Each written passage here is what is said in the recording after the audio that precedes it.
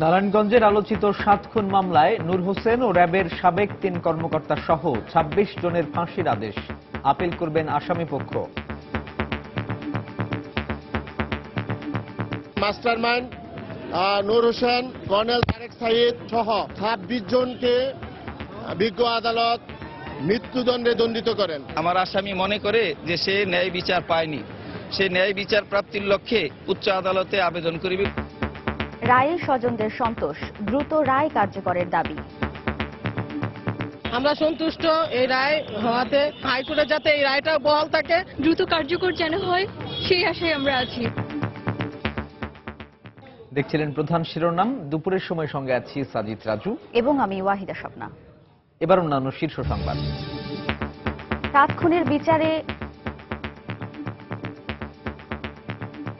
বিচারে আইনের শাসন প্রতিষ্ঠা হয়েছে। কাল সুইজারল্যান্ডের দাভোসে শুরু হচ্ছে বিশ্ব অর্থনৈতিক ফোরামের বার্ষিক সম্মেলন। জুরিখে পৌঁছেছেন প্রধানমন্ত্রী শেখ হাসিনা। মাঘের তীব্র শীতে কাজের সন্ধানে নিম্ন আয়ের খেটে খাওয়া মানুষ, কর্মচঞ্চল রাতের ঢাকা। শীত নিবারণের চেষ্টায় বিভিন্ন জেলার ছিন্নমূল মানুষ। চট্টগ্রাম মেডিকেলে লাশ পরিবহন নিয়ে রমরমা অ্যাম্বুলেন্স বাণিজ্য। মৃত ব্যক্তির পরিবারের শোকের সুযোগে ভাড়া নেওয়া হচ্ছে কয়েক গুণ, কর্তৃপক্ষ নির্বিকার। এবং ওয়েলিংটনের দ্বিতীয় ইনিংসে ব্যাটিং ব্যর্থতায় ড্র ম্যাচ হেরে গেল বাংলাদেশ। প্রথম টেস্টে নিউজিল্যান্ডের 7 উইকেটে জয়।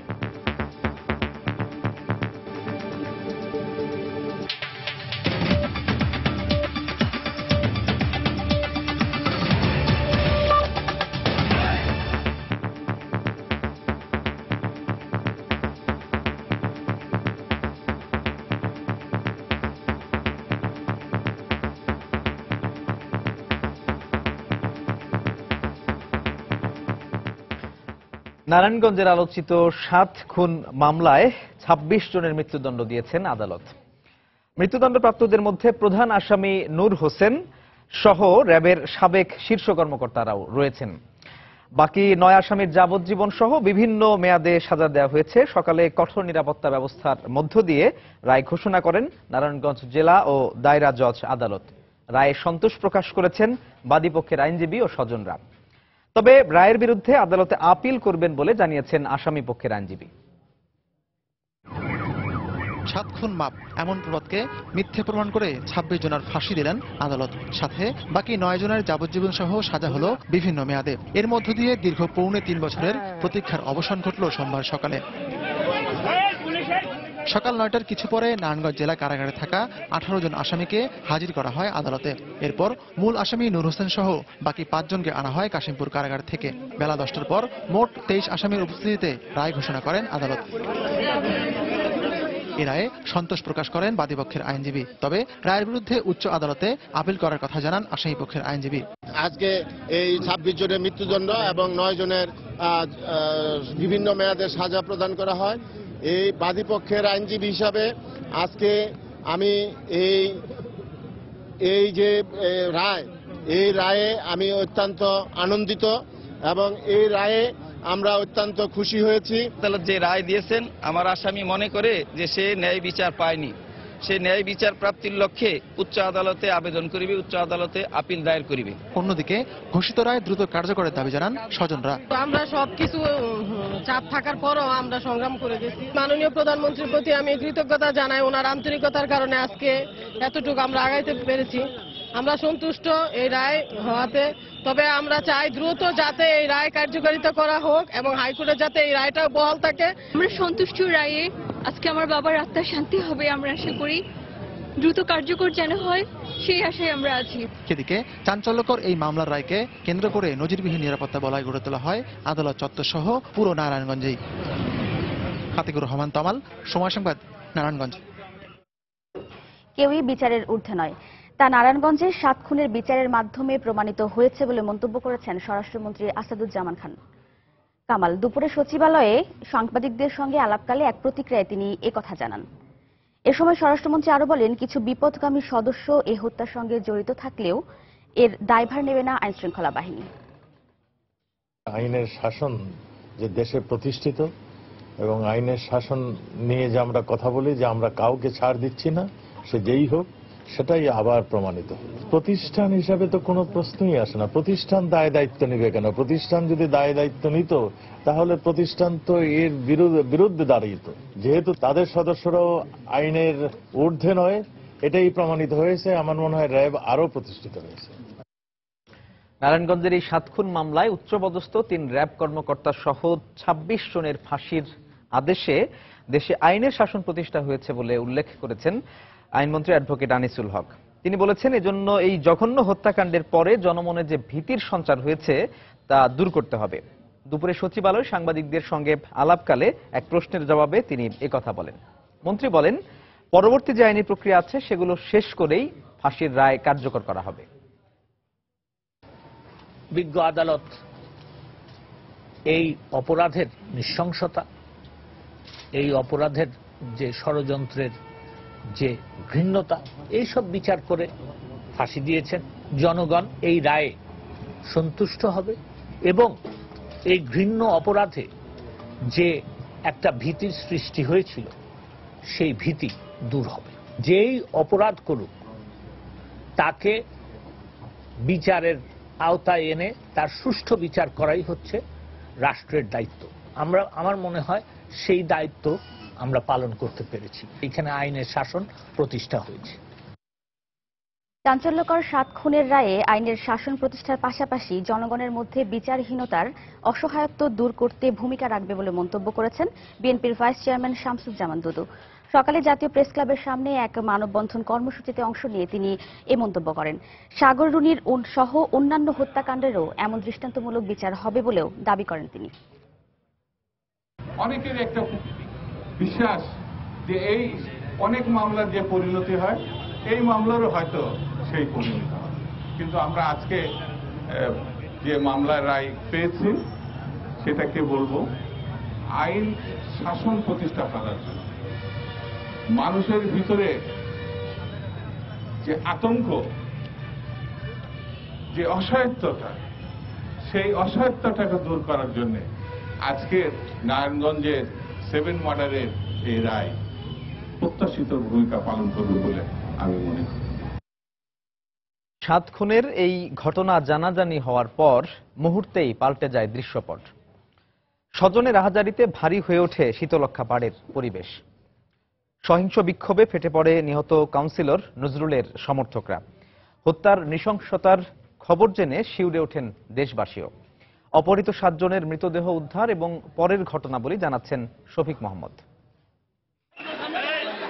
নিখোঁজের 3 দিন পর 30 এপ্রিল দুপুরে হঠাৎ খবর আসে বন্দর উপজেলার কলাগাছিয়া শাস্তিনগর এলাকায় শীতলক্ষ্যা নদীতে ভেসে উঠেছে কয়েকজনের লাশ।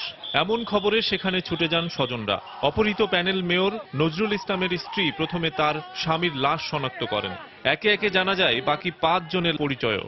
দেখা যায় প্রত্যেকটি মৃতদেহের পেটে ধারালো অস্ত্র দিয়ে ফুটো করা, হাত পা আর মুখ শক্ত করে বাঁধা। স্বজনদের আহাজারিতে ভারী হয়ে ওঠে শীতলক্ষ্যা পাড়ের পরিবেশ।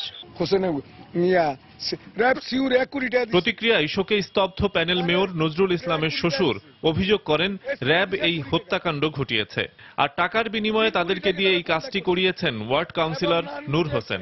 এরপরই সহিংস বিক্ষোভে ফেটে পড়ে নিহত কাউন্সিলর নজরুলের সমর্থকরা। ঢাকা চট্টগ্রাম মহাসড়কের সাইনবোর্ড থেকে কাঁচপুর ব্রিজ পর্যন্ত রাস্তায় টায়ার জ্বালিয়ে অবরোধ করে তারা। ভাঙচুর করে অসংখ্য গাড়ি, বন্ধ হয়ে যায় যান চলাচল। এরপর একটি পেট্রোল পাম্পেও আগুন জ্বালিয়ে দেয় বিক্ষোভকারীরা। ভুতুড়ে নগরীতে পরিণত হয় পুরো এলাকা। পরদিন জানাজার আগে শীতলক্ষ্যা নদী থেকে উদ্ধার হয় 7ম মৃতদেহ নজরুলের গাড়ি চালক জাহাঙ্গীরের লাশ। হাজারো মানুষের অংশগ্রহণে নজরুল সহ কয়েকজনের জানাজা অনুষ্ঠিত হয়। জানাজার পর আবারও সহিংস বিক্ষোভ করে নিহত কাউন্সিলরের সমর্থকরা। বিক্ষুব্ধরা কাউন্সিলর নূর হোসেনের কার্যালয় এবং তার পরিচালিত ট্রাক স্ট্যান্ড ও যাত্রা প্যান্ডেলে আগুন দেয়। পরিস্থিতি নিয়ন্ত্রণে পুলিশের পাশাপাশি নারায়ণগঞ্জে মোতায়েন করা হয় 8 প্লাটুন বিজিবি সদস্য। শফিক মোহাম্মদ, সময় সংবাদ, ঢাকা। বিশ্ব অর্থনৈতিক ফোরামের বার্ষিক সভায় অংশ নিতে 5 দিনের সফরে সুইজারল্যান্ডে পৌঁছেছেন প্রধানমন্ত্রী শেখ হাসিনা। বাংলাদেশ সময় 11:45 সুইজারল্যান্ডের জুরিখ বিমানবন্দরে অবতরণ করে প্রধানমন্ত্রীকে বহনকারী ইতিহাদ এয়ারওয়েজের বিমানটি। তাকে অভ্যর্থনা জানান জেনেভায় নিযুক্ত বাংলাদেশের রাষ্ট্রদূত ও সুইস সরকারের ঊর্ধ্বতন কর্মকর্তারা। এর আগে গত রাত 10:15 শাহজালাল আন্তর্জাতিক বিমানবন্দর থেকে রওনা হন প্রধানমন্ত্রী। বিমানবন্দরে তাকে বিদায় জানাতে উপস্থিত ছিলেন 3 বাহিনীর প্রধান ও মন্ত্রিপরিষদের সদস্যরা। আগামী 21 জানুয়ারি সুইজারল্যান্ডের দাভোসে অনুষ্ঠিতব্য বিশ্ব অর্থনৈতিক ফোরামের সম্মেলন শেষে প্রধানমন্ত্রীর দেশে ফেরার কথা রয়েছে।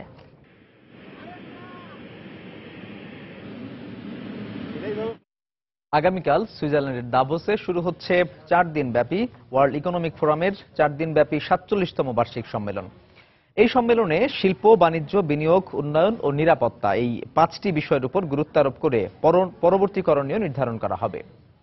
উন্নয়নের বিভিন্ন ক্ষেত্রে বাংলাদেশ সাফল্য অর্জন করায় প্রধানমন্ত্রী শেখ হাসিনাকে বিশেষ অতিথি হিসেবে এই সম্মেলনে আমন্ত্রণ জানানো হয়েছে। সুইজারল্যান্ডের দাভোস থেকে আরো জানাচ্ছেন আমাদের প্রতিনিধি মোহাম্মদ লুৎফর রহমান বাবু। ওয়ার্ল্ড ইকোনমি ফোরামে সম্মেলনে যোগদান দিতে প্রধানমন্ত্রী বিশ্বের বিভিন্ন দেশের সরকার ও রাষ্ট্রপ্রধানের সঙ্গে বিভিন্ন গুরুত্বপূর্ণ বিষয় নিয়ে বৈঠক করবেন বলে জানা গেছে। প্রধানমন্ত্রীর এই আগমনকে স্বাগত জানিয়ে ইউরোপিয়ান আওয়ামী লীগের নেতৃবৃন্দ প্রত্যাশা করছেন প্রধানমন্ত্রী বাংলাদেশের অর্থনৈতিক উন্নতি এবং অগ্রগতির কথা এখানে তিনি বলবেন এবং গুরুত্বপূর্ণ যে বিষয়গুলো রয়েছে, যে ইস্যুগুলো রয়েছে, সেই বিষয়গুলো নিয়ে বিশ্ব নেতৃবৃন্দের সাথে তিনি আলোচনা করবেন।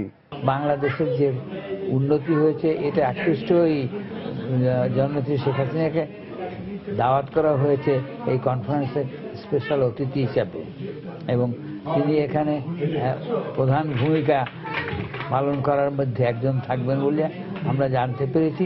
বাংলাদেশকে কিভাবে সাহায্য বিভিন্ন দেশ করতে পারে এবং বাংলাদেশকে কিভাবে সোনার বাংলা গড়ে তোলা যায়, মেইনত এই কাজের জন্য উনি ডোভাসে এই ঠান্ডা এই বরফের মধ্যে আসছেন দেশের জন্য।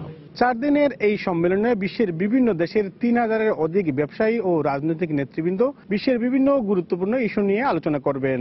ওয়ার্ল্ড ইকোনমি ফোরামের 47তম বার্ষিক সভায় 2017 সালের নেতৃত্বের জন্য 5টি চ্যালেঞ্জের উপর গুরুত্ব আরোপ করা হবে। 70টি দেশের সরকারের প্রতিনিধি দল ছাড়াও জাতিসংঘ মহাসচিব অ্যান্তনিও গুতারেস এতে যোগদান করবেন বলে জানা গেছে।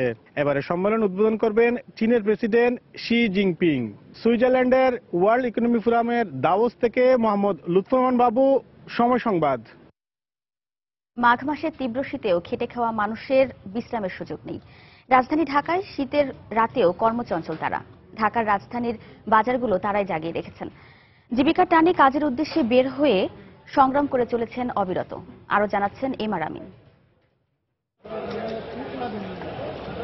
নির্ঘুম রাত, কেউ মাথায় করে মাল বহন করে চলেছেন, কেউ আবার পাইকারি পণ্য সাজিয়ে বেচাকেনা করছেন খোলা আকাশের নিচে বসে। মধ্যরাতের তীব্র শীতের মধ্যেও থেমে নেই জীবিকার তাগিদে ছুটে চলা মানুষগুলোর কর্মব্যস্ততা। আমরা হইলাম ওই যে কুমির হয়ে গেছি, বুঝেন না, শীত বান ঠান্ডা আর গরম নাই, আমগো কাজ করতে করতে অভ্যাস হয়ে গেছে। শীত তো অবশ্য লাগে, তো ওই যে করলাম না ভ্যাটের দায় চাকরি করি, শীতে অনেক মানুষ পুরা মৃত হইয়া যায়। একইভাবে কারওয়ান বাজারের মাছের আড়তও সরগরম দেখা যায় মাঝরাতে। ট্রাক থেকে মাছ নামাচ্ছেন সাধারণ শ্রমিকরা। ঠান্ডা হলেও অভ্যস্ত হয়ে যাওয়ায় বরফের খণ্ড খালি হাত দিয়ে নামাতে বেগ পেতে হয় না এসব মানুষের। জীবন যুদ্ধের বাস্তবতায় তারা শীত গ্রীষ্মের পার্থক্যটাও ভুলে যান কিছু সময়ের জন্য। জয় করেন আবহাওয়াজনিত প্রতিবন্ধকতা। বরফ ধরতে ধরতে আমাকে অভ্যাস হয়ে গেছে। এটি তো মনে করেন হঠাৎ দলিপাড়া ঠান্ডা লাগবে, আমরা সবসময় দড়ি দেখি, এই কারণে আমার কাছে ঠান্ডা লাগে না। পাঙ্গাস নামাবো, 7 কিলোর মাছ আছে, তেলাপিয়া আছে, বহুত রকমের মাছ আছে, সবই নামাইতে হবে ভাই। গরিব মানুষ, গরিবের ঘর হইছি না, কাজ করে খাইতে হবে। তবে শীতের কারণে রাতে ক্রেতার সংখ্যা কিছুটা কম থাকলেও সকালে ক্রেতা বেড়ে যায় বলে জানান আড়তদাররা। ক্রেতা ওইরকম চাপে না, সকালবেলা কিছু চাপে আর কি, রাত্রে কম, শীতের কারণে আসে কম। যুদ্ধ করে তো টিকে থাকতে হইব, আমাকে ব্যবসা না 12 মাসের জন্য ব্যবসা করতে হয়, শীতের জন্য থাকতে হবে সবসময়। কাজের ফাঁকে নিজেদের একটু উষ্ণ করে নিতে আগুন পোহাতেও দেখা যায় কারওয়ান বাজারের খেটে খাওয়া মানুষদের। এমআর আমিন, সময় সংবাদ, ঢাকা। আজও দেশের বিভিন্ন জেলায় শৈত্যপ্রবাহ অব্যাহত আছে। খড়কুটো জ্বালিয়ে শীত নিবারণের চেষ্টা করছেন ছিন্নমূল মানুষ। সকালে পঞ্চগড়ে দেশের সর্বনিম্ন তাপমাত্রা 6.4 ডিগ্রি সেলসিয়াস রেকর্ড করা হয়েছে। আমাদের ব্যুরো প্রতিবেদক ও জেলা প্রতিনিধিদের পাঠানো তথ্য ও ছবি নিয়ে ডেস্ক রিপোর্ট। সোমবার সকালে পঞ্চগড়ে সর্বনিম্ন তাপমাত্রা রেকর্ড করা হয় 6.4 ডিগ্রি সেলসিয়াস। কুয়াশায় ঢাকা পড়েছে সকালের সূর্য। হেডলাইট জ্বালিয়ে চলাচল করছে ছোট বড় যানবাহন। শৈত্যপ্রবাহে ব্যাহত হচ্ছে স্বাভাবিক জীবনযাত্রা। গায়ে সুইটার, জ্যাকেট এবং মাথায় টুপি, জুতা, তারপরে প্রচন্ড ঠান্ডার কারণে আমরা থাকার জন্য খুব কষ্ট হচ্ছে। কনকনে শীত, সেই সাথে যুক্ত হয়েছে বাতাস। এই বাতাস থাকার কারণে শীতের তীব্রতা বেড়ে গেছে। রাজশাহীতে কুয়াশা কিছুটা কম থাকলেও বেড়েছে শীতের তীব্রতা। জেলার সর্বনিম্ন তাপমাত্রা রেকর্ড করা হয়েছে 8 ডিগ্রি সেলসিয়াস। আগুন জ্বালিয়ে শীত নিবারণের চেষ্টা করছেন ছিন্নমূল মানুষ। আগুন পোয়াচ্ছি, আগুন ধরিয়ে ঠান্ডাতে গা হাত কাটছে, ফ্লোরেও হাঁটা যাচ্ছে না ঠান্ডায়, মোজা জুতা পরে হাঁটতে হচ্ছে ভিতরে। উত্তরের হিমেল হাওয়ায় সিরাজগঞ্জে জেকে বসেছে শীত। ঠান্ডা ও কুয়াশার কারণে কাজে যোগ দিতে না পেরে বিপাকে পড়েছেন খেটে খাওয়া শ্রমজীবী মানুষ। ভোগান্তি পোহাচ্ছেন বৃদ্ধ ও শিশুরা। হিমেল হাওয়া ও ঘন কুয়াশায় স্থবির হয়ে পড়েছে কুড়িগ্রামের জনজীবন। কুয়াশার কারণে হেডলাইট জ্বালিয়ে চলাচল করছে যানবাহন। ঠান্ডাতে গুড়গুড় করে কাঁপি, এত শীত। ঠান্ডায় সব পোয়া নিয়ে সেই অসহায় কষ্টই থাকি, খেতা কাপড় চোপড় বেশি একটা নাই। এছাড়া মৌলভীবাজার ও চুয়াডাঙ্গা সহ দেশের বিভিন্ন জেলায় ঠান্ডায় ব্যাহত হচ্ছে জনজীবন। সাবিত সারওয়ার, সময় সংবাদ। দুপুরের সময় আরো থাকছে। চোরাকারবারীদের হাতে ধ্বংস হচ্ছে ভোলার উপকূলীয় এলাকার সংরক্ষিত বনাঞ্চল। বিপর্যয়ের মুখে পরিবেশের ভারসাম্য, ব্যবস্থা নেওয়ার আশ্বাস বন বিভাগের। স্থায়ী পুনর্বাসন, চাঁদাবাজি বন্ধ সহ 10 দফা দাবিতে ঢাকা দক্ষিণ সিটি কর্পোরেশনের মেয়রের কাছে স্মারকলিপি দিয়েছে বাংলাদেশ হকার্স ইউনিয়ন। দুপুরে ইউনিয়নের 11 সদস্যের প্রতিনিধি দল এই স্মারকলিপি দেন। এর আগে উচ্ছেদ বন্ধের দাবিতে বিক্ষোভ করেন তারা। হকার্স নেতারা বলেন, রাজধানীতে কয়েক লাখ পরিবার জীবিকা নির্বাহ করে ফুটপাতে হকারি করে। তাদের পুনর্বাসন না করে উচ্ছেদ করা হলে পথে বসা ছাড়া আর কোনো উপায় থাকবে না। আজও গুলিস্তানে হকার উচ্ছেদ অভিযান চালিয়েছে সিটি কর্পোরেশন। নগর ভবনে হকারদের সঙ্গে বৈঠক শেষে দক্ষিণের মেয়র সাইদ খোকন জানান, কর্মদিবসে নাগরিকদের কোনো ধরনের প্রতিবন্ধকতা মেনে নেওয়া হবে না।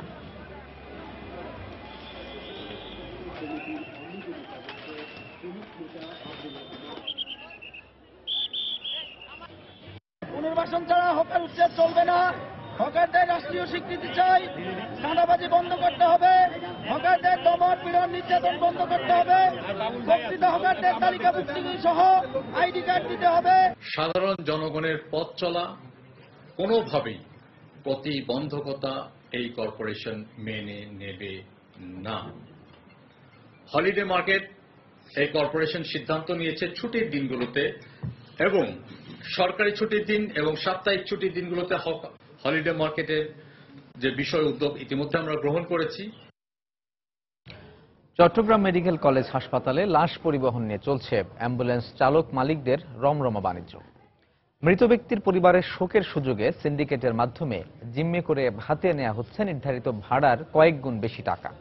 হাসপাতাল ও মর্গকে ঘিরে থাকা দালালদের দৌরাত্ম্য ঠেকাতে তদারকি বা কোনো উদ্যোগও নেই কারো। নূর জামাল আতিকের ক্যামেরায় শফিকুল আলমের প্রতিবেদন। 1 কিলোমিটারের দূরত্বে তারা ভাড়া হওয়ার কথা 500 টাকা, সেখানে তারা 2000 টাকা আমার কাছ থেকে দাবি করছে। নিকট আত্মীয়ের লাশ পরিবহনে অ্যাম্বুলেন্স ভাড়া করতে এসে মৃত ব্যক্তির স্বজনরা এভাবেই জানালেন নানা দুর্ভোগের কথা। 1 থেকে 1.5 কিলোমিটার দূরত্বে লাশ বহনে চালকরা ভাড়া দাবি করেন 2000 টাকার বেশি। মালিক সমিতির অধীনে 70টিরও বেশি যে অ্যাম্বুলেন্স রয়েছে তা সিন্ডিকেটের মাধ্যমে পরিচালিত হওয়ায় নেই নির্দিষ্ট কোনো ভাড়ার তালিকা। এই সুযোগে জিম্মি করে হাতিয়ে নিচ্ছে অতিরিক্ত টাকা। সিএনজিতে মিটার সিস্টেম যেটা করছে ওটা করলে আর ভাড়া লিস্টও লাগে না। ওই যেটুক পরিমাণ যাবে ওটুক পরিমাণ ওদের ভাড়াটা দিয়ে দেওয়া যায় আর কি। মিটারের কার্যকারিতা যদি বাড়ানো হয় আর কি। সাধারণ এসি, আইসিইউ সহ 5 ধরনের অ্যাম্বুলেন্স রয়েছে। অতিরিক্ত ভাড়া আদায়ের বিষয়টি অস্বীকার করলেও সমিতির নেতারা জানালেন অ্যাম্বুলেন্সের মান ভেদে ভাড়া নির্ধারণ করা হয়। মূলত আমার ভাড়া বেশি যে কথাটা বলা হয়, আমাদেরকে যাচাই করতে হবে আসলে আমরা কোন ধরনের গাড়ি চাচ্ছি। বাইরের বিষয় হওয়ায় এ ব্যাপারে তেমন কোনো তদারকি নেই হাসপাতাল কর্তৃপক্ষের। তদারকির ক্ষেত্রে একই অবস্থা পুলিশের ট্রাফিক বিভাগেরও। এটা আইন শৃঙ্খলা প্রয়োগকারী সংস্থারা এটা করতে পারেন। সিভিল সার্জন ইনি এটা করতে পারেন, তবে আমি করতে পারি আমার হসপিটালের ভিতরে যতটুকু। আমরা এটা দেখবো যাতে হয়রানির শিকার না হয় অন্তত যাত্রীরা, বা একটা পরিবার একটা বড় ক্ষতি হয়ে গেছে, তারপরে যদি আবার আর্থিকভাবে একটা দণ্ডি চলে যায় এ তো খারাপ। আমি দরকার হলে বসে একটা নীতিমালা করা যায় কিনা সমিতিভুক্ত লোকদের আমি একবার ডাকবো তাদের। হাসপাতাল থেকে একেবারে কাছে চকবাজার পাঁচলাইশের মতো এলাকায় অ্যাম্বুলেন্স ভাড়া করলেই দিতে হয় সর্বনিম্ন ২০০০ টাকা। ২ কিলোমিটারের বেশি দূরত্ব হলে ৩০০০, আর এর বেশি হলে মৃত ব্যক্তির স্বজনদের কাছে ইচ্ছে মতো টাকা আদায় করা হয়। শফিকুল আলম, সময় সংবাদ, চট্টগ্রাম। বাগেরহাটে যাত্রীবাহী বাসের চাপায় একই পরিবারের 4 জন নিহত হয়েছেন, আহত হয়েছেন আরও 2 জন। সকালে ফকিরহাট উপজেলার কাকডাঙ্গা এলাকায় এই দুর্ঘটনা হয়। পুলিশ জানায় সকালে বাগেরহাট থেকে ঢাকাগামী একটি যাত্রীবাহী বাস বিপরীত দিক থেকে আসা একটি ভ্যানকে চাপা দেয়। এতে ঘটনাস্থলেই ভ্যানে থাকা শিশুসহ 4 জন নিহত হন। এ ঘটনায় আহতদের উদ্ধার করে ফকিরহাট উপজেলা স্বাস্থ্য কমপ্লেক্সে ভর্তি করা হয়েছে। নিহতদের মরদেহ হাসপাতালের মর্গে রাখা হয়েছে। দেখছেন দুপুরের সময়। দুরন্ত বাইসাইকেল, উড়ে চলো দুরন্ত গতিতে। ব্রাহ্মণবাড়িয়ার নাসিরনগরে হামলার ঘটনায় গ্রেপ্তার রসরাজ দাসের জামিন মঞ্জুর করেছেন আদালত। সকালে জেলা ও দায়রা জজ আদালতের বিচারক মোহাম্মদ ইসমাইল হোসেন এই আবেদন মঞ্জুর করেন। সকালে রসরাজ দাসের উপস্থিতিতে জামিনের শুনানি হয়। পরে তার পক্ষের আইনজীবী সুব্রত বর্ধন জানান, ফরেনসিক রিপোর্ট অনুযায়ী রসরাজ দাসের মোবাইল থেকে ধর্ম অবমাননার ছবি আপলোডের কোনো প্রমাণ পাওয়া যায়নি। শুনানি শেষে পরবর্তী পুলিশ প্রতিবেদন দাখিল না হওয়া পর্যন্ত তার জামিন মঞ্জুর করা হয়। রসরাজ দাসের জামিন শুনানিকে কেন্দ্র করে সকাল থেকেই জেলা জজ আদালতের নিরাপত্তা জোরদার করা হয়। গত 30 অক্টোবর সামাজিক মাধ্যমে ধর্ম অবমাননার অভিযোগ করে ব্রাহ্মণবাড়িয়ার নাসিরনগরে শতাধিক বাড়িঘর ভাঙচুর করে দুর্বৃত্তরা। এই ঘটনার পরপরই রসরাজ দাসকে গ্রেপ্তার করে পুলিশ।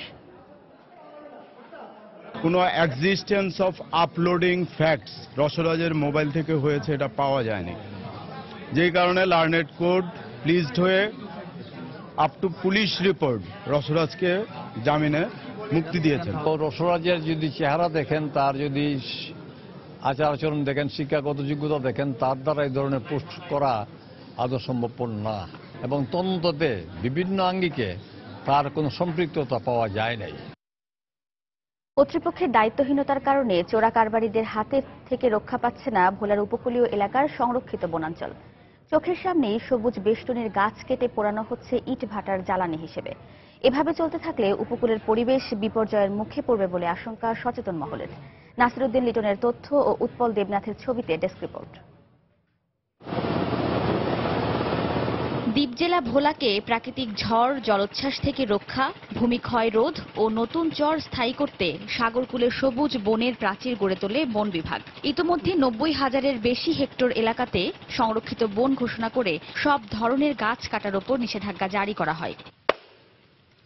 সরকারের এ নিষেধাজ্ঞা উপেক্ষা করে চোরা কারবারিরা নির্বিঘ্নে ধ্বংস করছে সবুজ বন, আর অবৈধ ইট ভাটায় এসব কাঠ পুড়িয়ে নষ্ট করছে পরিবেশ। তজুমুদ্দিনের চর জহিরুদ্দিন ও মনপুরার কলাতলির চরে বাগান উজাড় করে গড়ে উঠছে বসতি। গাছগুলো কাটিয়ে নিয়ে যায়, এরা আপনার ওই লাকি লাগে তো 90% গাছ কাটতেছে বৃক্ষলালারা, এবং ওই যে মনে করেন নেতা কর্মীরা। বৃক্ষলালারা যে সমস্ত গাছগুলো নেয় দিনের বেলায় আইয়ে লোকজন নিয়ে আয়া কাইটা হয়ে যাবে, লোড দিয়ে যার স্থানে তেতে নিয়ে যায়। আর সবুজ বেষ্টনী উজাড়ের মাধ্যমে বন ও পরিবেশ দুটোই নষ্ট হচ্ছে উল্লেখ করে বন ধ্বংসকারীদের বিরুদ্ধে কঠোর পদক্ষেপের দাবি সচেতন মহলের। প্রতিনিয়ত একটি চক্র সুনির্দিষ্টভাবে এই গাছ কেটে সেগুলো পাচার করে নিয়ে যাচ্ছে, যেটা বন বিভাগের কাছে স্থানীয় প্রশাসনের কাছে ওপেন, এবং এই চক্রটির কারণেই হচ্ছে কিন্তু আমাদের পরিবেশের উপর ভারসাম্য কিন্তু আমরা হারিয়ে ফেলছি।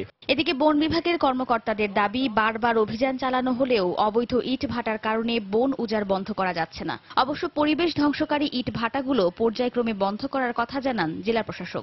আমাদের পদক্ষেপ আছে, কারণ ভোলাতে যে কিছু গাছ চুরির যে প্রবণতা সেটা শীতকালে পরিলক্ষিত হয়, শুষ্ক মৌসুমে এগুলোর প্রবণতা বৃদ্ধি পায়। মূলত ইট ভাটা নির্ভর কিছু কাঠ সংগ্রহকারী থাকতে পারে এবং আছে। আমরা সেগুলোর তথ্য নিচ্ছি এবং আমরা শিগগির সেগুলোর বিরুদ্ধে অভিযান করব। আমরা পরিবেশ সম্মতহীনভাবে যে ইটভাটাগুলো আছে তার কোনোটাই চলতে দিব না।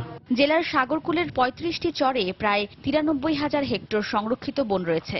আর বনদস্যুদের কবল থেকে এসব রক্ষার জন্য বন বিভাগের ১৪টি বিট ও ১২টি কেন্দ্র রয়েছে।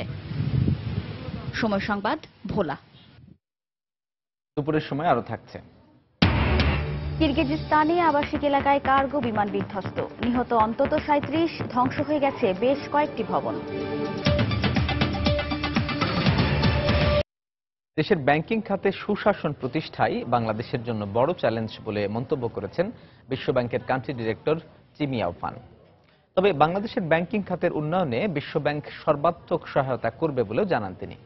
সকালে সচিবালয়ে অর্থমন্ত্রী আবুল মাল আব্দুল মুহিতের সাথে বৈঠক শেষে এসব কথা বলেন তিনি। নন পারফর্মিং ঋণ কমানো, ব্যাংকিং খাতে অন্তর্ভুক্তিমূলক অর্থনৈতিক কার্যক্রম কিভাবে আরো বাড়ানো যায় এবং আরো বেশি মানুষের অংশগ্রহণ নিশ্চিত করা যায় সে বিষয়ে আলোচনা হয়েছে। বাংলাদেশের ব্যাংকিং খাতে সুশাসন আরো বাড়াতে হবে। গত কয়েক বছরে বাংলাদেশ থেকে বিভিন্ন দেশে অভিবাসনের পাশাপাশি প্রবাসী আয় বাড়লেও বিদায়ী বছরে কমেছে রেমিটেন্স। হুন্ডি সহ অবৈধ পথে টাকা পাঠানো, মার্কিন ডলারের দরের পার্থক্য এবং অদক্ষ জনশক্তি রপ্তানি কারণে রেমিটেন্স কমেছে বলে মত বিশেষজ্ঞদের।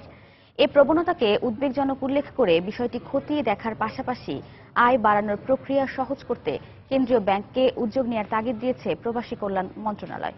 প্রসূন আশিসের রিপোর্টে বিস্তারিত। 1976 সালে জনশক্তি রপ্তানি শুরুর পর থেকে বিভিন্ন দেশে বাংলাদেশি কর্মী যাওয়ার সংখ্যা ক্রমেই বেড়েছে। কর্মী যাওয়ার পাশাপাশি প্রায় প্রতি বছর রেমিটেন্সের পরিমাণ বাড়লেও সদ্য বিদায়ী বছরে তা কমেছে। 2010 সালে 3,90,000 কর্মী বিদেশে গেলেও 2015-তে বেড়ে দাঁড়িয়েছে 5,55,000-এ। 2016 সালে আরো 2 লাখ বেড়ে হয়েছে 7,57,000। এদিকে 2010 সালে যেখানে 1,100 কোটি মার্কিন ডলার রেমিটেন্স এসেছিল, সেখানে 2015-তে তা বেড়ে দাঁড়ায় 1,500 কোটি ডলারে। তবে সদ্য বিদায়ী বছরে 167 কোটি ডলার কমে তা হয়েছে 1,360 কোটি ডলার। অদক্ষ কর্মী পাঠানো আর অবৈধ পথে দেশে টাকা পাঠানোই এর কারণ বলে মনে করছেন বিশেষজ্ঞরা। লোক যদি প্রায় 40 থেকে 50% বেশি যায় তাহলে তো বেশি টাকা আসার কথা। এই টাকাটা কি সত্যি সত্যি দেশে আসছে না, নাকি বেসরকারিভাবে আসছে, অর্থাৎ হুন্ডির মাধ্যমে আসছে? কতটা লোক বিদেশে পাঠাতে পারলাম, আর একটা হচ্ছে কতটা কি পরিমাণ টাকা আমার দেশে আসলো। মানে দুটোটাই কোয়ান্টিটিভ, কোয়ালিটিভ দিকে আমরা কখনো কোনোদিনও নজর দেই না। বাজারে একটা মিথ আছে যে বেশি লোক পাঠালেই বোধহয় বেশি রেমিটেন্স আসবে, কিন্তু ধারণাটা কিন্তু এবার ভুল প্রমাণিত হয়েছে। যথাযথ প্রক্রিয়ায় প্রবাসী আয় আহরণের পাশাপাশি অবৈধ পথে টাকা পাঠানো বন্ধের উদ্যোগ না নিলে প্রবাসী আয়ে আরো নেতিবাচক প্রভাব পড়তে পারে বলে আশঙ্কা তাদের। যতক্ষণ পর্যন্ত স্কিল ওয়ার্কার তৈরি না করতে পারবেন ততক্ষণ পর্যন্ত আপনার কিন্তু রেমিটেন্স কিন্তু বেশি আসবে না। ইউরোপিয়ান ইউনিয়ন পরোক্ষ প্রেসার তৈরি করছে অবৈধ বাংলাদেশি যারা আছেন তাদেরকে ফেরত পাঠানোর ক্ষেত্রে। এটা রেমিটেন্সে নেগেটিভ এফেক্ট হবে। আমাদের যে প্যারালাল মার্কেট, ডলারের যে রেটটা আছে সেটা 82 টাকা থেকে 83 টাকার মতো, আর ইন্টারব্যাংক মার্কেটে কিন্তু এটা এখনো বড় জোর 78 টাকা পাওয়া যায়। এখানে 4 থেকে 5 টাকা তফাৎ হয়ে যাওয়াতে এটা একটা বিরাট ইনসেন্টিভ হিসাবে কাজ করে হুন্ডিওয়ালার কাছে যাওয়ার জন্য। প্রবাসী আয় কমে যাওয়ায় উদ্বেগ জানিয়ে তা আহরণের প্রক্রিয়া সহজ করার তাগিদ দিয়েছেন প্রবাসী কল্যাণ মন্ত্রণালয়ের অতিরিক্ত সচিব। হয়তো টাকা আসছে ইনফরমাল চ্যানেলে টাকা আসছে, যে ব্যাংকগুলো আমাদের রেমিটেন্স নিয়ে আসে এদেরকে আরো তৎপর হতে হবে, আরো জনবান্ধব করতে হবে। অন্য যে মাধ্যমগুলো দিয়ে আপনার টাকা আসছে সেটাও বাংলাদেশ ব্যাংক ভেবে দেখতে পারে। এখন থেকে বিভিন্ন দেশের চাহিদার কথা মাথায় রেখে অদক্ষ কর্মীর তুলনায় দক্ষ, আধাদক্ষ ও পেশাজীবী কর্মী পাঠানোর উদ্যোগ নেওয়ার কথাও বলেন এই কর্মকর্তা। প্রসূন আশিস, সময় সংবাদ, ঢাকা। নাব্য হারিয়ে শুরু হয়ে গেছে চাঁদপুরের ডাকাতিয়া নদী। এতে ঝুঁকি নিয়ে চলাচল করছে বিভিন্ন নৌযান। শুধু তাই নয়, পণ্যবাহী নৌযান থেকে মালামাল ওঠানামাও ব্যাহত হচ্ছে। এ কারণে ঘাট শ্রমিক সহ ব্যবসায়ীদের দুর্ভোগ পোহাতে হচ্ছে। তাই এ নদীর নাব্য ফেরাতে সরকারের সহযোগিতা চেয়েছেন ব্যবসায়ী নেতারা। ফারুক আহমদের তথ্য ও ছবি নিয়ে ডেস্ক রিপোর্ট। মেঘনা মোহনা থেকে চাঁদপুর শহরকে বিভাজন করেছে ডাকাতিয়া নদী। এর এক প্রান্তে নতুন বাজার, অন্য প্রান্তে পুরান বাজার। কিন্তু এই নদীর প্রবেশ মুখেই পুরান বাজার প্রান্তে জেগে উঠেছে বিশাল চর, ফলে শুরু হয়ে গেছে ডাকাতিয়া নদী। এতে এখন কোনো মতে চলাচল করছে বিভিন্ন নৌযান। আর সবচেয়ে দুর্ভোগে পড়েছেন পাইকারি ব্যবসা কেন্দ্র পুরান বাজারের ব্যবসায়ীরা। এতে নদী থেকে পণ্য উঠানামা মারাত্মকভাবে ব্যাহত হচ্ছে। আমরা মালটাল উঠাতে পারি না, আমদানি রপ্তানি উঠাতে আমার সমস্যা হয়। নদী পথে চলতে ফিরতে সমস্যা হয়, যে নৌকা বড় নৌকা তো তোমার খালি নৌকাতে ঠেকে থাকা, লস এবং ট্রলার, যাত্রী ট্রলার যাতায়াত করতে পারছে না। এই চরটা যদি সরকার কোনো ক্রমে কাটিয়ে দিত আমাকে খুব উপকার হইতো। এই অবস্থায় বিষয়টিকে গুরুত্ব দিয়ে দ্রুত ড্রেজিং করার দাবি জানালেন এই ব্যবসায়ী নেতা। সরকার যদি ড্রেজিং করে, এটাকে একটা সুরাহা করে ড্রেজিং করে দেয়, তাহলে আমাদের ব্যবসা বাণিজ্য প্রসার হবে, আমাদের আমদানি রপ্তানিতে আমরা সুযোগ সুবিধা পাবো। বিআইডব্লিউটি এর এই কর্মকর্তা জানালেন, পানি উন্নয়ন বোর্ডের সহযোগিতায় দ্রুত জরিপ শেষ করে ড্রেজিং করা হবে। আমরা পানি উন্নয়ন বোর্ডের সহযোগিতায় যৌথ একটা জরিপ করবো এবং খুব দ্রুতই আমরা ড্রেজিং কার্যক্রম গ্রহণ করবো এবং আশা করি নাব্যতা ফিরে আসবে। চাঁদপুরের মেঘনা মোহনা থেকে ডাকাতিয়া নদীর উৎস। এর একটি শাখা কুমিল্লার লাকসাম 14 গ্রাম হয়ে ফেনী নদীতে, আরেকটি শাখা লক্ষ্মীপুরের রায়পুর হয়ে দক্ষিণে মেঘনা নদীর সাথে মিলিত হয়েছে। সময় সংবাদ, চাঁদপুর। ঢাকা আন্তর্জাতিক বাণিজ্য মেলার অন্য যে কোনো স্টল প্যাভিলিয়নের তুলনায় একটু বেশি ক্রেতা সমাগম প্লাস্টিক পণ্যের স্টলে। আকর্ষণীয় ডিজাইনের নতুন নতুন পণ্য ও বিশেষ মূল্য ছাড় দৃষ্টি কেড়েছে আগতদের। মেলার দিন যত গড়াবে, ক্রেতা দর্শনার্থীরা সংখ্যা ততই বাড়বে বলে আশা স্টল মালিক ও প্রতিনিধিদের। ঢাকা আন্তর্জাতিক বাণিজ্য মেলা ঘুরে এসে আরও জানাচ্ছেন সাজিদ রাজু। পুরনো ঢাকার জিঞ্জিরা এলাকা থেকে স্কুল পড়ুয়া সন্তানদের নিয়ে মেলায় এসেছেন এই গৃহিণী, সঙ্গে পরিবারের আরো বেশ কয়েকজন সদস্য। মেলায় এসেই ঢুকেছেন গৃহস্থালীর নানা কাজে লাগে এমন পণ্যের স্টলে। জানালেন বাইরের তুলনায় দামে কম হওয়ায় তার এখানে আসা। খেলনা কিনছি, ওয়াটার বোতল কিনছি, তারপর বক্স কিনছি। ওয়াটার বোতল দিয়ে কি হবে? পানি খাবো, স্কুলে নিয়ে যাবো। অনেক কেনাকাটাই হয়, বিশেষ করে আর কি সংসার জিনিসপত্র, এগুলো তো অনেক ছাড় দেয়, অফার অনেক ভালো, এই জন্য আসা হয়।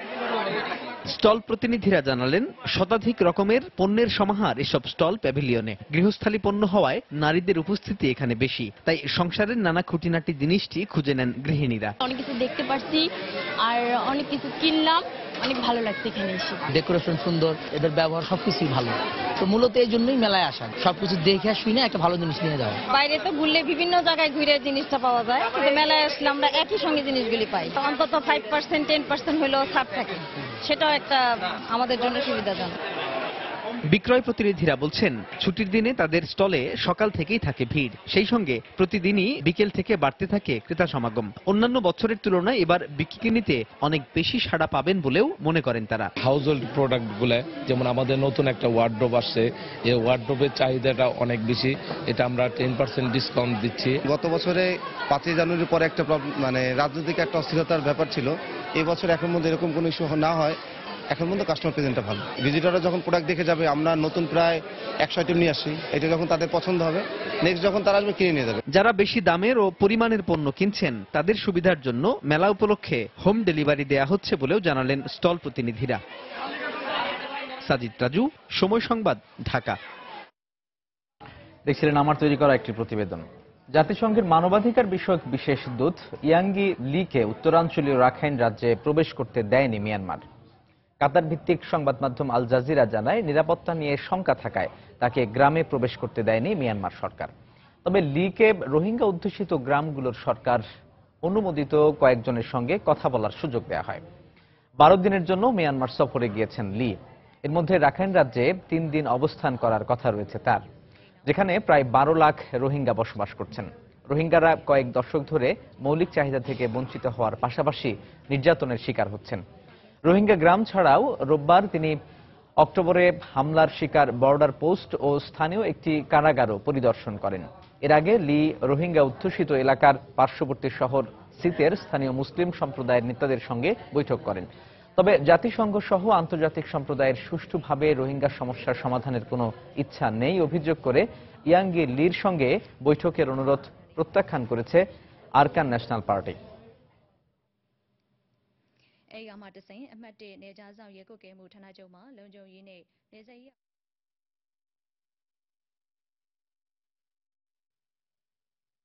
ভারতের পশ্চিমবঙ্গে মকর সংক্রান্তি উৎসব থেকে ফেরার পথে পদদলিত হয়ে 6 নারীর মৃত্যু হয়েছে। আহত হয়েছেন আরও অন্তত 10 জন। তাদের স্থানীয় হাসপাতালে নেওয়া হয়েছে। প্রত্যক্ষদর্শীরা জানান সেখানকার একটি দ্বীপে প্রতি বছর ঘুড়ি উৎসব পালন করা হয়।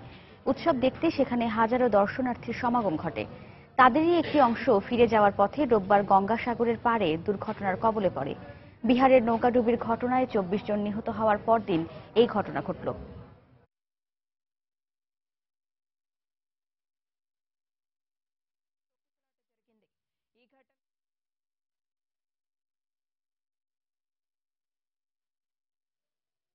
কিরগিজস্তানের একটি আবাসিক এলাকায় কার্গো বিমান বিধ্বস্ত হয়ে অন্তত ৩৭ জন নিহত হয়েছেন। এদের মধ্যে ৪ জন পাইলট ও ৬ জন শিশু রয়েছে। নিহতদের বেশিরভাগই ওই এলাকার বাসিন্দা বলে জানিয়েছে স্থানীয় পুলিশ। সোমবার স্থানীয় সময় সকাল ৬:৩০টার দিকে এই দুর্ঘটনা ঘটে। নিহতদের সংখ্যা আরও বাড়তে পারে বলে ধারণা করা হচ্ছে। পুলিশের বরাত দিয়ে আন্তর্জাতিক সংবাদ মাধ্যম জানায়, তুরস্কের ইস্তাম্বুল থেকে মাই কার্গো এয়ারলাইন্সের বোয়িং 747 নামের একটি কার্গো বিমান কিরগিজস্তানের উদ্দেশ্যে ছেড়ে আসে। পরে রাজধানী বিশকেকের মানাস বিমানবন্দরে অবতরণের আগে একটি আবাসিক এলাকায় সেটি বিধ্বস্ত হয়। এতে বিমানটিতে আগুন ধরে যায়। এই ঘটনায় ধ্বংস হয়ে গেছে অন্তত 15টি আবাসিক ভবন। দুর্ঘটনার কারণ সম্পর্কে এখনো কিছু জানাতে পারেনি কর্তৃপক্ষ।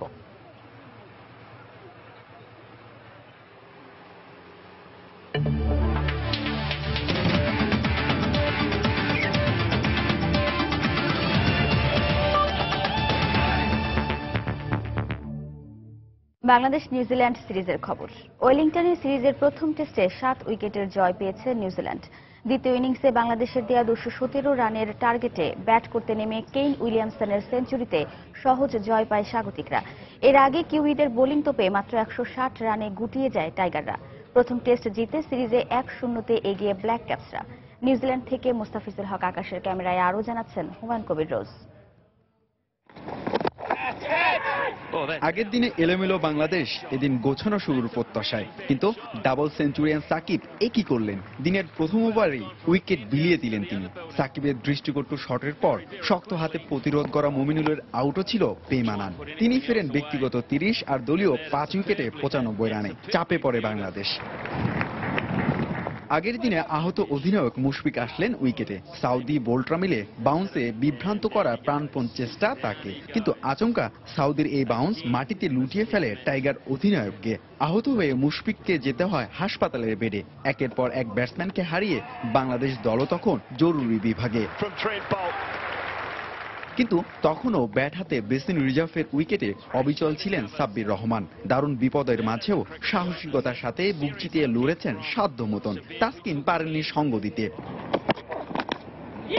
খুঁড়িয়ে খুঁড়িয়ে উইকেটে এলেন তখন ইমরুল কায়েস। ভালোই খেলতে থাকা সাব্বির ভিন্ন গল্প রচনা করতে পারতেন এদিন, কিন্তু এই টেস্টের শেষের দিকে যে অসুখ ধরা বাংলাদেশ ক্রিকেট দলের দেখার কেউই নেই। তাই সাব্বির টেস্ট ক্রিকেটে তৃতীয় 50 করার পরপরই ফিরেছেন ড্রেসিং রুমে। তীব্র ব্যথা নিয়ে ওয়েঙ্গার সাউদিদের বল ডাক করার পাশাপাশি হুক আর পুল শটে ইমরুলের বেশ কয়েকটি বাউন্ডারিতে বাংলাদেশের স্কোর থামে 160-এ। আর সঙ্গী ছাড়া ইমরুল একাকী যুদ্ধের ময়দানে অপরাজিত থেকেছেন 36 রানে।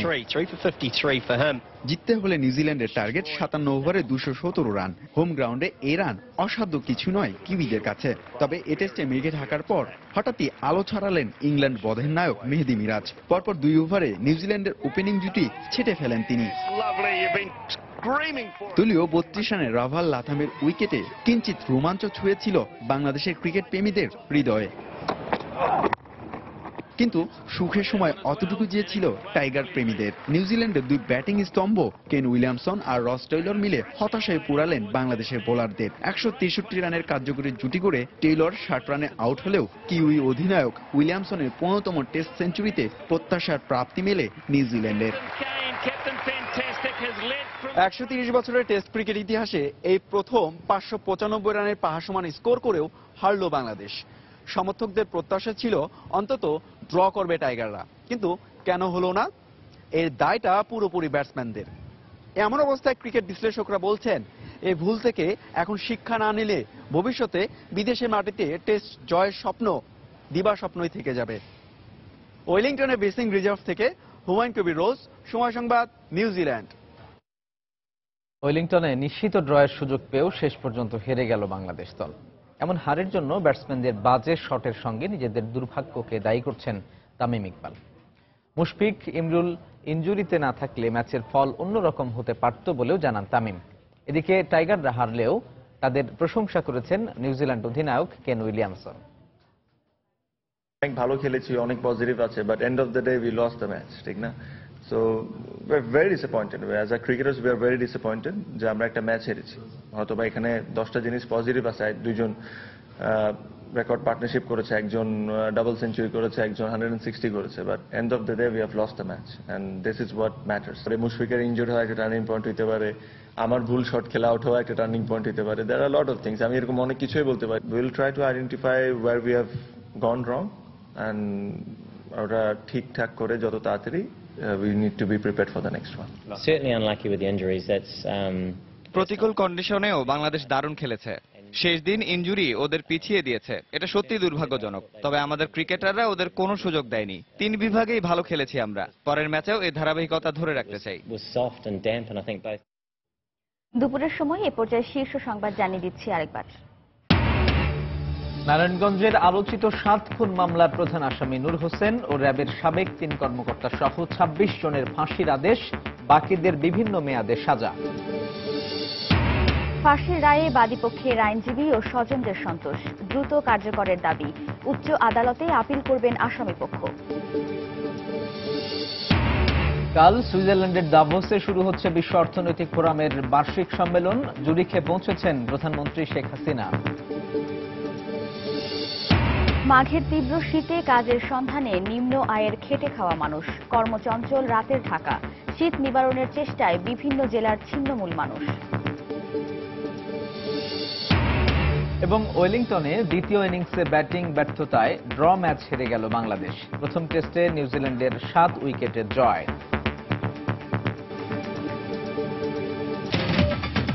এই ছিল দুপুরের সময়। যে কোনো খবর পেতে ভিজিট করুন সময়নিউজ.tv আর সঙ্গেই থাকুন সময়।